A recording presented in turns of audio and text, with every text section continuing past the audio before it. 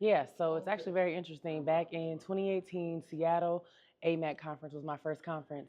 Um, at the time, Anthony Barnes, Charmaine Roundtree, God rest her soul, and Crystal Broomfield were in leadership with the national office. And there was something on the agenda for the conference, and it said young professional mixer or something along those lines.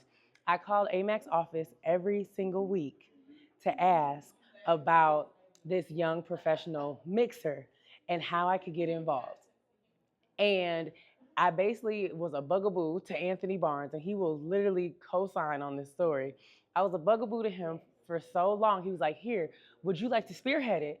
And I'm like, "Sure, I would love to." So fast forward, it was the first young professional mixer.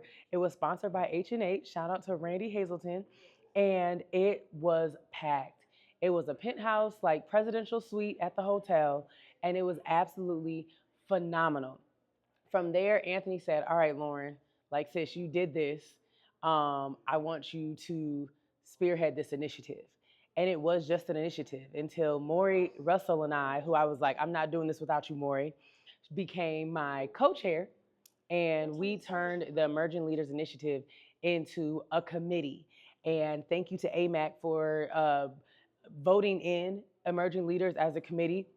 I don't think anybody had envisioned that it was going to end up looking like this and being like this. Our first event was in Tampa when we had a regional conference, and it was a packed out room. And from then, that's been the case. My advice to emerging leaders coming up is get involved. Get involved. Don't be shy. Network, network, network. The more you get involved, the more engaged you get, the more people are going to find out who you are, what your capabilities are, and the growth will literally be endless. So I'm all about succession planning as far as emerging leaders is concerned and AMAC as a whole.